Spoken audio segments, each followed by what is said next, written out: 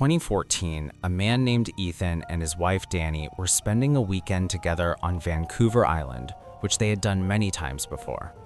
The couple has a lot of experience on the island and just camping in general.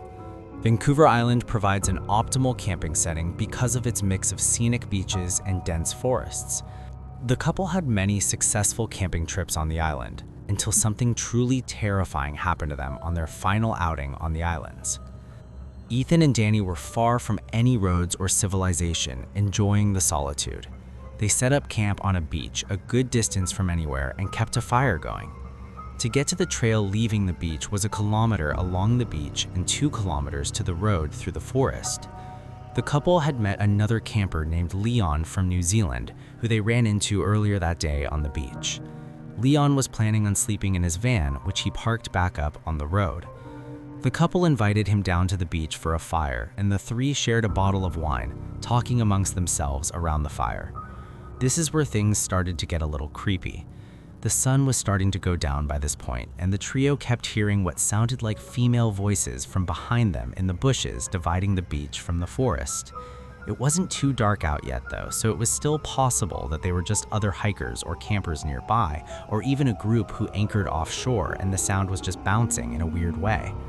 All three of them could agree that they were hearing female voices though.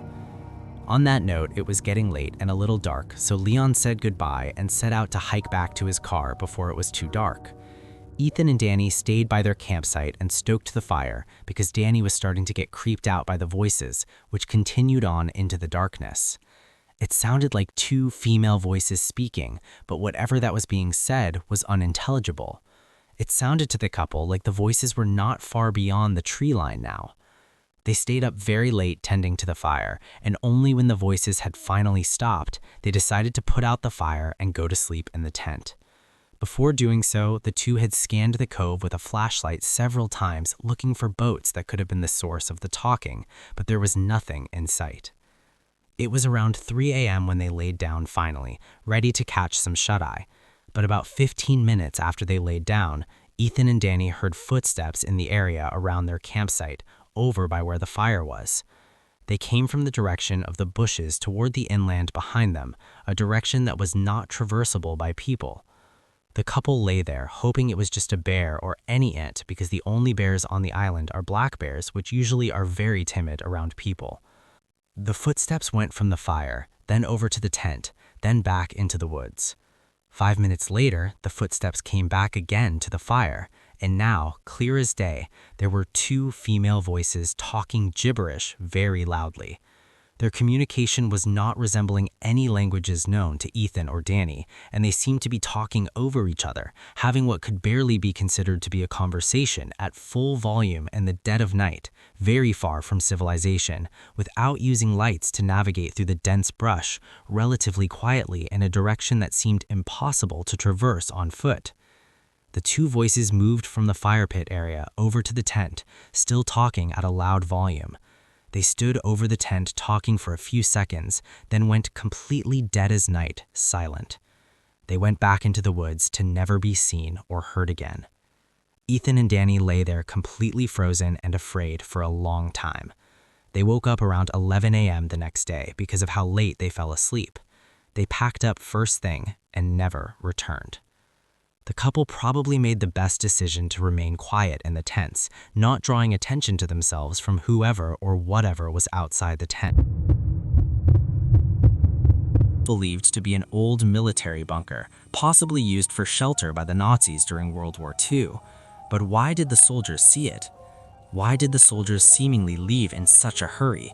And whether they were the ones who had written the warning messages on the walls is unknown. In this last story, for the person's safety, I'll refer to him as just Bill. Bill is an avid hiker who in 2016 was visiting his brother upstate New York near Downsville.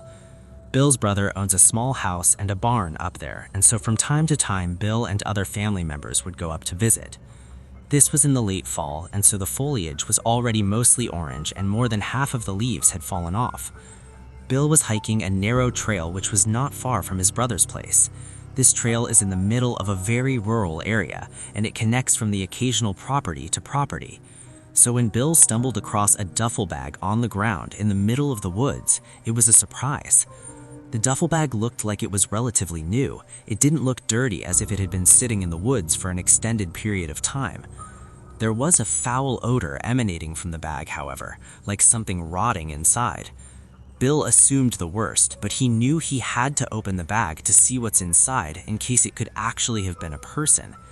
He was building up the courage to open the zipper to the bag, but before he could, he heard footsteps approaching from off the trail and a voice saying, "That's mine, please don't touch it." A large man in a dirty jacket and jeans was quickly approaching from the woods and grabbed the duffel bag off the ground. The two exchanged looks for a moment.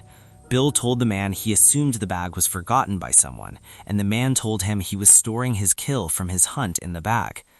Even though Bill isn't a hunter, he knows it's standard to use a cooler for storing fresh kill, not a duffel bag of all things.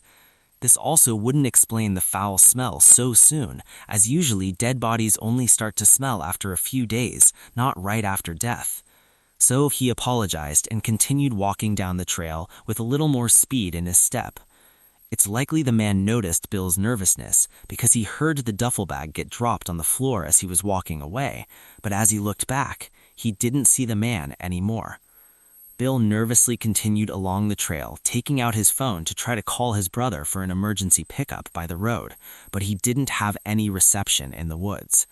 All he could do was press forward and avoid crossing paths with that man again. But as he continued on, he kept hearing leaves crunching from not far behind him, and anytime he'd look back, the coast seemed clear. But eventually, his fear that he was being followed became real.